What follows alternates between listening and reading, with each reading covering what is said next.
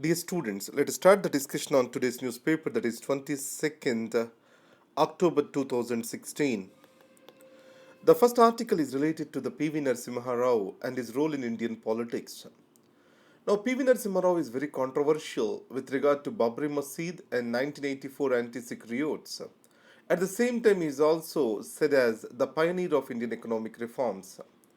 So, in 1984, he was the Home Minister and he was the charge of Delhi police. So, under the guidance from or direction from the Prime Minister, and he was said to be kept silent. But there is no factual verification for the same. But however, it is been said that it is his failure. Now, if you see the biography written of Indira Gandhi written by Pupul Jekar, she also clearly stated that Rajiv Gandhi did not play the role of a statesman, and she tried to inform him what his mother would have done when she was in the office at that point of time. But to her surprise, it was the Home Minister who has come on the national television asking the people to be peaceful. And in 1992, that is the Babri Masjid demolition is a black point or black mark on the life of P.V. Narasimha Rao. So here, he has conducted a series of negotiations with BJP leaders and also sons, and he believed in them that there will be no untoward thing will be happening on Ayodhya on December 6th. So at Ayodhya, but to his surprise, the Kar Sevaks have crossed the line, and the Kalyan Singh government did not provide for any security over there for the mosque. And that is still a dark spot in Indian secular history. So, can Prime Minister be made responsible for this? Yes. Here the controversy is this. So, why Prime Minister Narasimha Rao did not use the Article 356 to impose the president's rule in Uttar Pradesh as the situation is getting boiled up? So, according to Vinay Satpathi's book, The Half Lion, there was a lot of opposition from within the party, and added to that, the Supreme Court and how it is going to react to that particular imposition of Article 356 without verifiable facts. For Kalyan Singh government is going to be involved with the destruction of Babri Masjid, the Supreme Court cannot buy his argument or not. That is what is his fear, according to Vinay Satpathi's book. So, in this context, anyhow, so the damage was done, and as the head of the government, Prime Minister is bound to take the responsibility for the same. And can he be attributed as a reformer? Or can he be given the success of Indian reforms? Or can we call him as Deng Xiaoping of India? Vinay Satpathi's book, I got an opportunity to read the same. He brings the parallels between Deng of China and P.V. Narasimha Rao of India. Deng, when he was transforming China into a market economy, he brought it onto the shoulders of R in the name of Mao itself. His famous saying is, when the cat is unable to catch the rat, what is the purpose of having a cat? So we need to have a system which can catch the rat. It means which can give the growth and prosperity to the people. So similarly, Narasimha Rao, who is not a very popular leader and who has been repeatedly criticized from deviating the path created by Jawaharlal Nehru, was able to steer the ship through all this. Understand, the author argues that the very framework for the reforms was made even before P.V. Narasimha Rao has become the Prime Minister. So he has only one way to go forward and he went through that way. Now, that's why he says that the success may not be attributed to P.V. Narasimha Rao, and it is an exercise which has been started during the Rajiv Gandhi era and taken forward during VP Singh, followed by the Chandrasekhar government. Even during the Chandrasekhar government, certain steps were taken to reorganize the economy as per the IMF dictations. And also, India pledged the gold, which is against to the Indian sentiments. Above all, the VP Singh and Chandrasekhar governments are unstable governments. The stability to the government is critical for implementation of the reforms, and this very stability was brought in by the Prime Minister Narasimha Rao.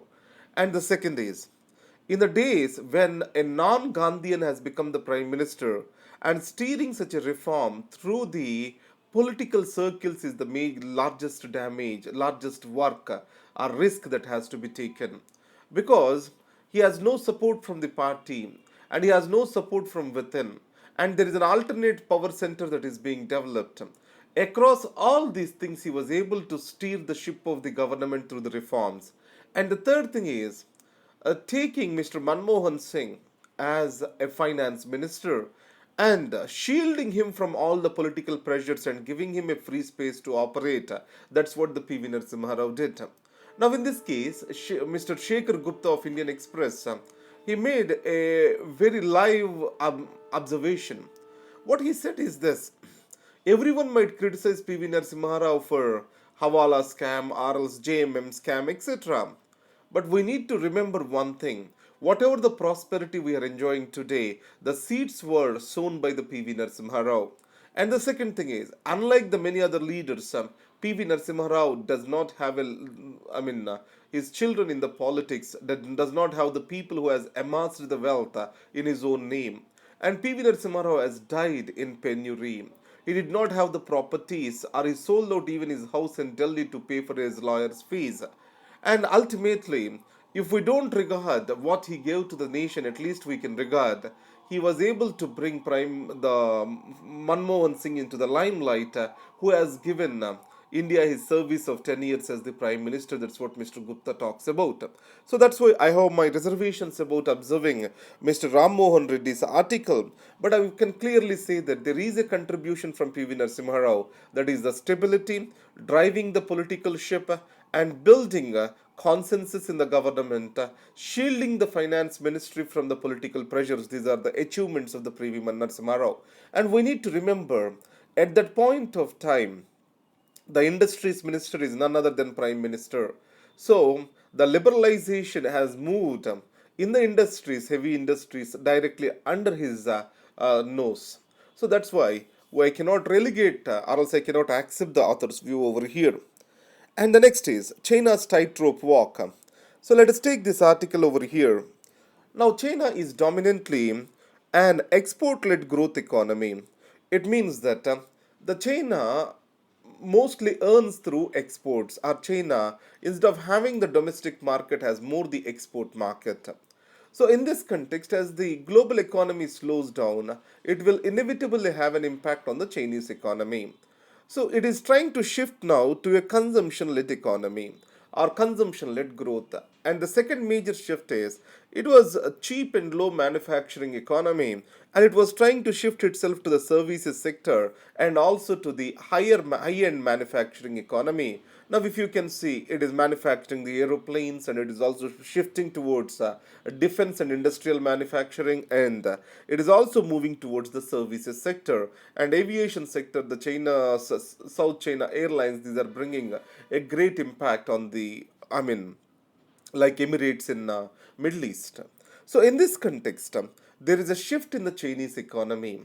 What is the reason and what will be its impact?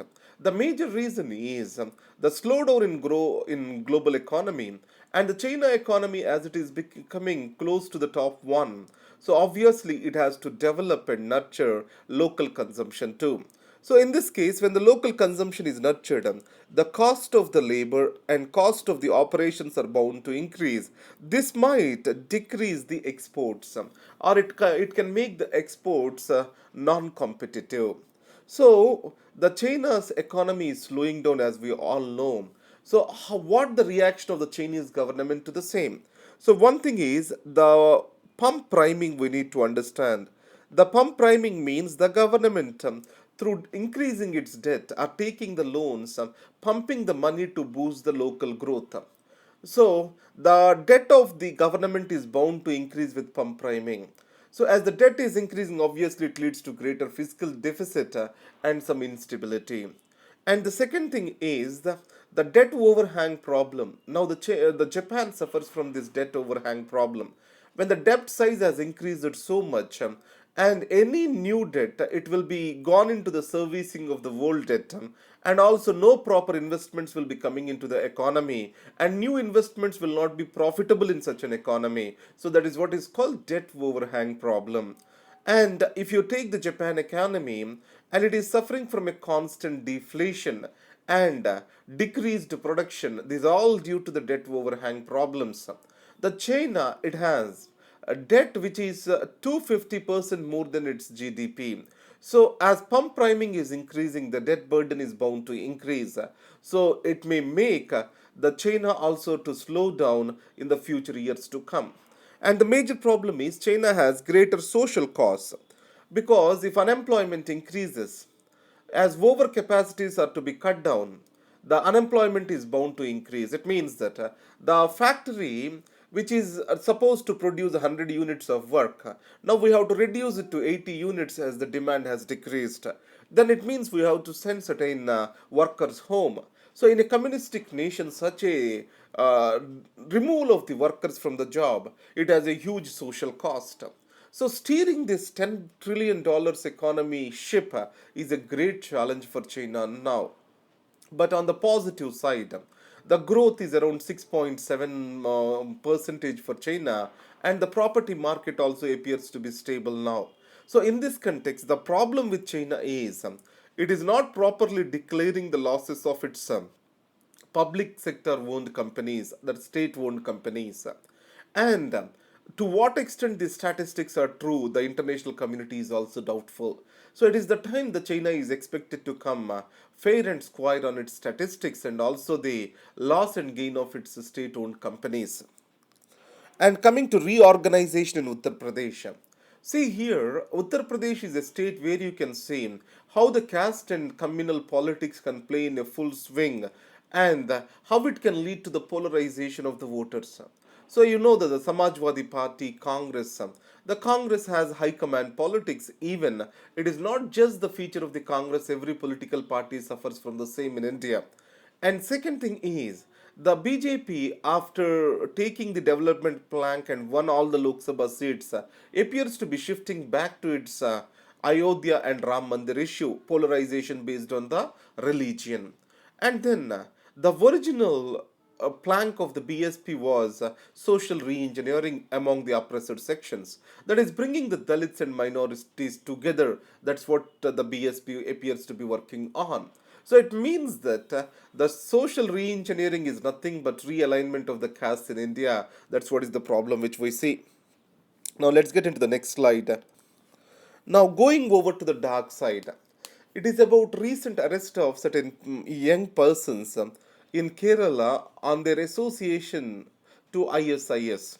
So, here, what are the reasons for the radicalization? So, one is online propaganda which is undertaken by ISIS. Now, there is a special division constituted under the IB to track this online propaganda. And the second thing is the sociological explanation for extremism is poverty. But however, most of the people from Kerala who are getting attracted to the extremism, these are from educated and the middle class sections. It is also the same case with the United States, UK, etc., where relatively well off people are getting attracted to the same. What might be the reason to this? This is here the explanation is like this: a sense of danger to one's way of life, culture, and religion, which has been pumped into the minds of the people. That's what is the reason for this. And in this case, the Bangladesh, what it is doing is a great example to us. It is involving the religious leaders to educate on the true tenets of the Islam, which talks about the peace and living peace or else living happily with other or peacefully with the other people, etc. So it means this religious education in a true sense that can be an antidote through to the growing radicalization. And one more thing is the young people who are getting attracted, these need to be given a counter radicalization. It means that so what is the actual ground situation in the so-called caliph, which has been spoken by IS, need to be presented to them.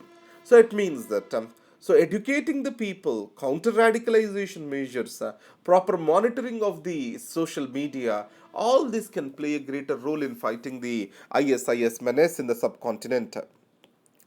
Now coming to various news articles, the regional connectivity scheme, what is it is called as UDAN. So under this, any flight flying from one regional area to the other regional area, it will get a ticket for 2,500 rupees, and the flight has to be less than 1 hour duration. So the remaining amount, which is are the cost incurred by that particular company, will be reimbursed by the government. So here, government will be levying certain taxes on the flyers from major airports in India, and that money will be used to cross subsidized for this regional connectivity.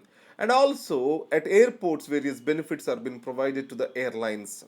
Now here the glitch is this. Now most of the regional airports, they are expected to connect to the regional hubs. For example, a person is flying to United States probably, so he may take a flight in Vijayawada and he may come to Hyderabad, or he may take flight in Vijayawada and may go to New Delhi.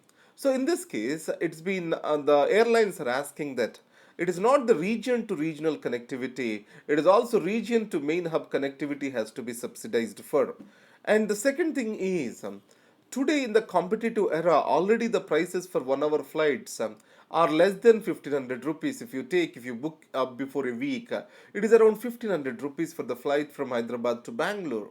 So in this connection, so how this is going to be handled, or it means, is that not overcompensation to the airlines which are already been getting enough out of the growing aviation sector in India?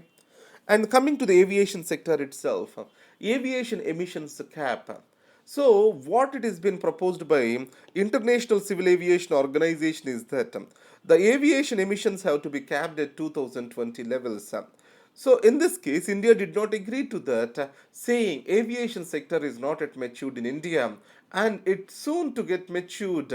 Once it gets around 2026 it is expected to be matured, then it will be thinking on to these emission caps. Now it is not ready for the same. And the second thing is, along with India, Brazil also has strongly opposed for the same. And CAMPA fund, so that is compensatory afforestation management fund.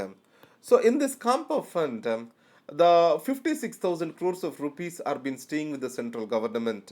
Here, any of the forest land diverted for the infrastructure purposes, that government or the private entity has to pay the money to this particular fund, and the fund is lying unutilized.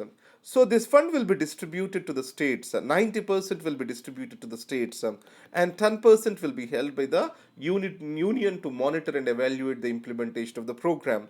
In this 90%, the states are expected to rejuvenate the forests, and provide for continuous or else uninterrupted management of repletion of what has been lost.